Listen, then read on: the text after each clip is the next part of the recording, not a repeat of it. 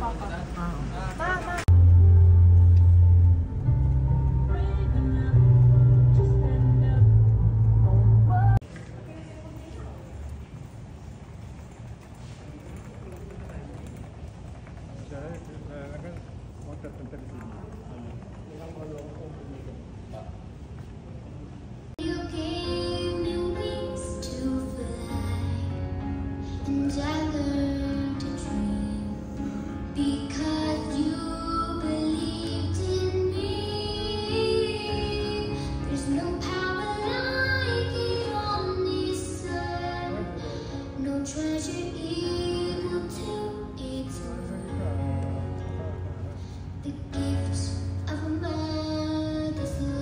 Pinaka-happy di suyo last Christmas sa mga happy ka din.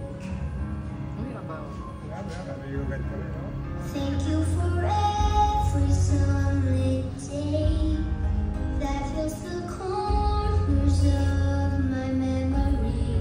Thank you for every selfless autumn deed I know you did for me.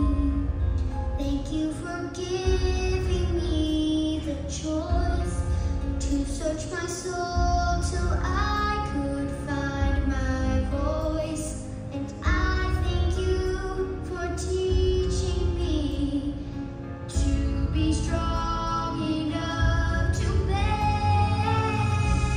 You gave me the rules to start this life, and then you gave me wings to fly. And I learned to dream because you believed in me.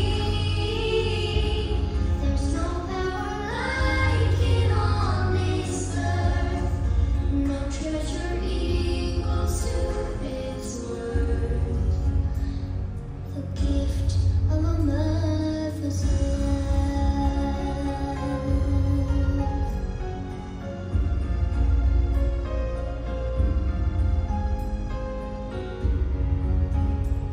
I thank God for a mother's love.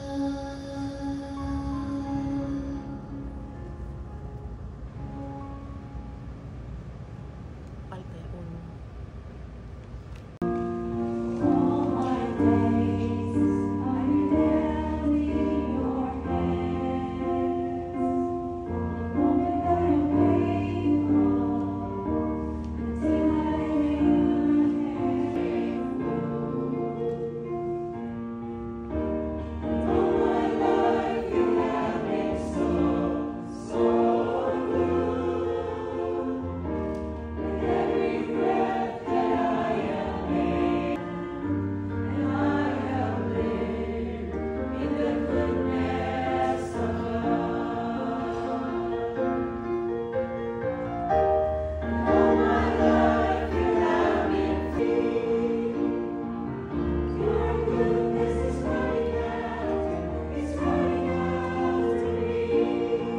Mission that awaits us.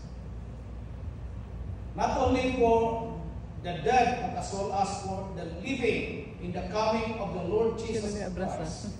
Because according to the kingdom of God.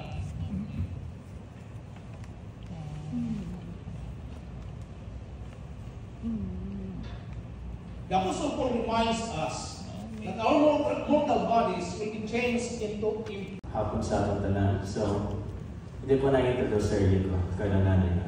Kay, as we all know, sabi nila, when the body succumbs to death, the brain mag-replay daw kuno siya sa tanan nga memories sa tao na to for 7 seconds. And we all know, and we can all guarantee na kita tanan dere sa room nga ni, o kung sino man ang mga ibang pangatao na naging friends ni Mami, na compact kita to tanan sa 7 seconds nga replay ang iyang memories. Actually, it's so much to compact, di ba? Kay pala naman natin siguro tanan nga damo friends si Mami. So hindi lang kita dere sa buong room nga ni, damo pa siya friends dito, whether sa Basilan man, mga old members, mga old family, and even sa Gideon Society, damo friends ni Mami. So sa 7 seconds nga to, nga nag-replay ang tanan niya nga memories, it is so compact, and that is very amazing to hear. And talking about friends, actually, the other day, ang isa ko sa best friends since elementary, which is also a church member here, si J.O. Blancaflor. Nag-message siya ako nga kay nagbisita man sila sa funeral homes kay Mami isang Thursday. Nag-message siya ako, damo daw isang tao nga nagbisita kay Mami sa tong Thursday. To the point na gutok ang funeral homes kay amugid daw na ito damo ang bisita ni Mami. And you know, namigid siya pamation. It's so good to hear nga damo bisita kay Mami, damo may nagpalangga sa iya, kag damo siya na-accumulate ng mga tao na nagpalangga gid sa iya. So, thank you again sa Alliance Church, sa Gideon Society, and all the friends that Mami has made along the way. To come there, not to mourn her death, but to celebrate her long-lasting life. And all the blessings that she gave us, all the memories and sweet memories that she gave us. I'm sure tanan kita dire siguro may araw sa points ng life natin na may good memories or good thoughts ta na halin kay Mami. Whether it be naghatag siya sa aton sa gift, nga bayo, pagkaon, or bisan nag-start lang siya or nag-initiate some short conversation sa aton. She never fails to make us laugh, to make us feel loved, and to make us feel heard. So it's really nice to hear that she all has those people accumulated throughout her long life. And to the topic pa rin nga, speaking of gifts, actually mag-share lang ko sa akong punto nga mahilig na, bala na to, nga mahilig si Mami maghatag gift. Whether it be food, mga ukay-ukay nga bayo, or kung ano man da nga makita niya sa balay niya. And actually, personally, since syempre, grandson niya ako, damo gid siya gift nga hatag sa ako. Lalo na ang mga ukay-ukay niya nga bayo. At hindi ko sure kung balaan yan pero sure of na gid, balaan niya na gid subong kay makita niya nako sa taas nga pwede ko gid nga suksok ang mga ukay nga gingahatag niya sa ako. Whether it be sa balay lang, sa panglagaw, or bisan sa gym. Wala isang week nga maglipas nga hindi ko masuksok ang gingahatag niya sa ako. And if hindi niya man yun nabalan samtang habang buhay pa siya, sure of nagit subong nabalan niya gid. I'm carrying her with me everywhere, anywhere, through the gifts that she gives me. And tani ako man na sa inyo, kung may nahatag man gid siya sa inyo gift or bisan memory, dalwo niyo na sa buo niyo nga life. At try your best to remember her and love her through all her love that she gave us. And she died as of now, 75 years old. Actually, in the whole span of the universe, 75 years is but a quick little spark. Pero sa aton, ang 75 years na to, napakadako na gid ang diferensya. She's made so many lives better. She has impacted so many lives of people, especially our family, the Daimba family, and has given so much love through those 75 years. So hindi gid natin masiling nga, ay 75 years, gamay lang na aspects ng universe. Kay para sa aton, dako gid ang na-impact niya sa lives naton tanan. And since Mami, she really loves her family, she keeps figuring, pero naging hambal, ang prayer gid nga unsaved loved ones. Remember this everyone, ang favorite niya gid nga prayer, unsaved loved ones. Actually kahapon, may member man sa Gideon nga gichika niya sa amon nga every time magkadto siya sa Gideon's nga society nga kung ano man da, like prayer church service, pero niya gid nga whisper sa secretaries ng society nga to nga pray gid sa unsaved loved ones. So again, favorite na gid is unsaved loved ones.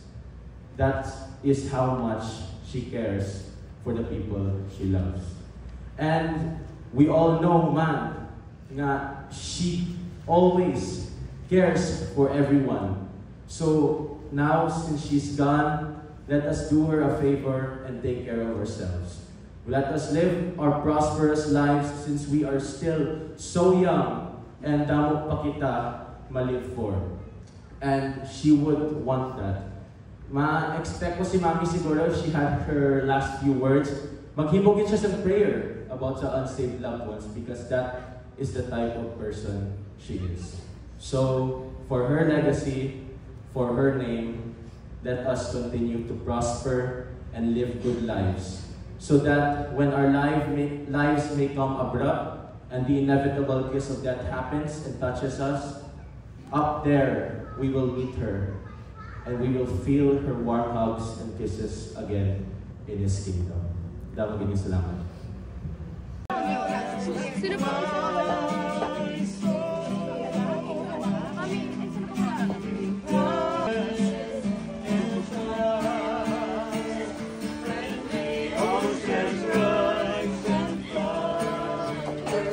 Kaya magsabay-sabay, pwede. Bye, Mom. Bye.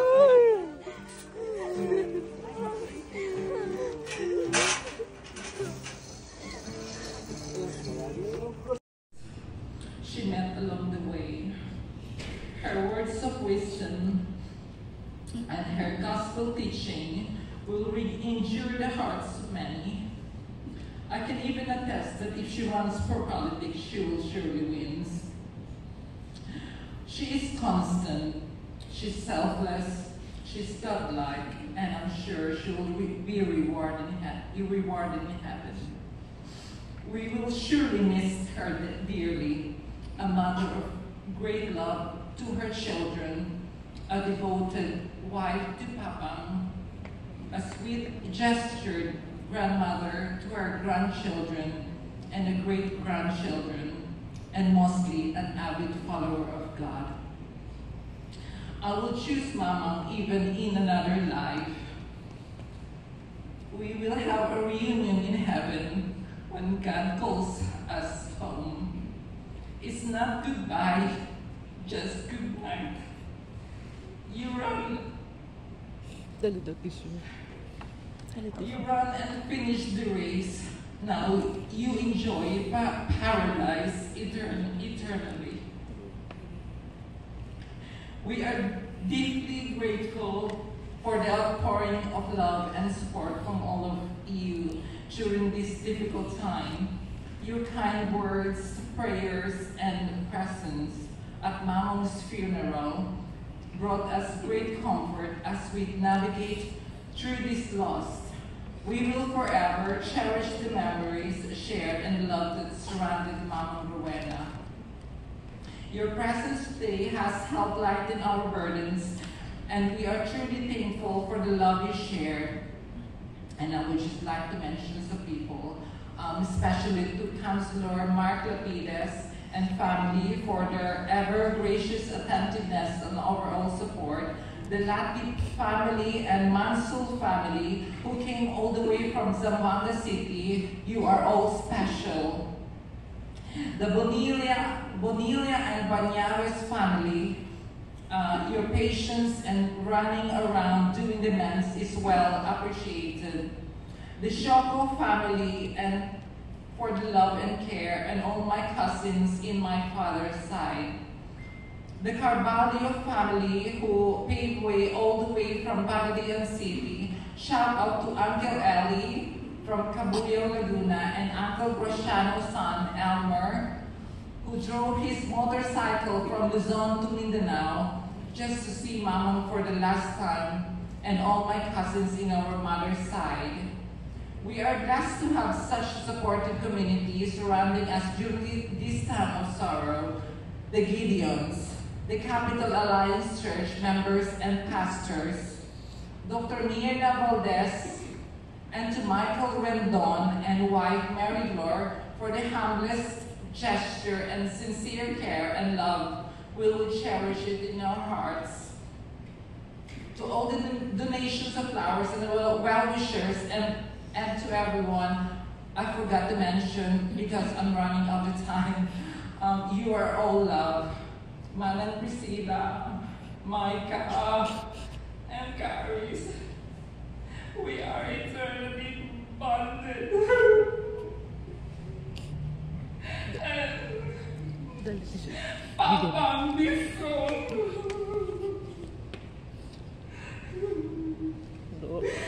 we will be with you through thick and thin, you know that.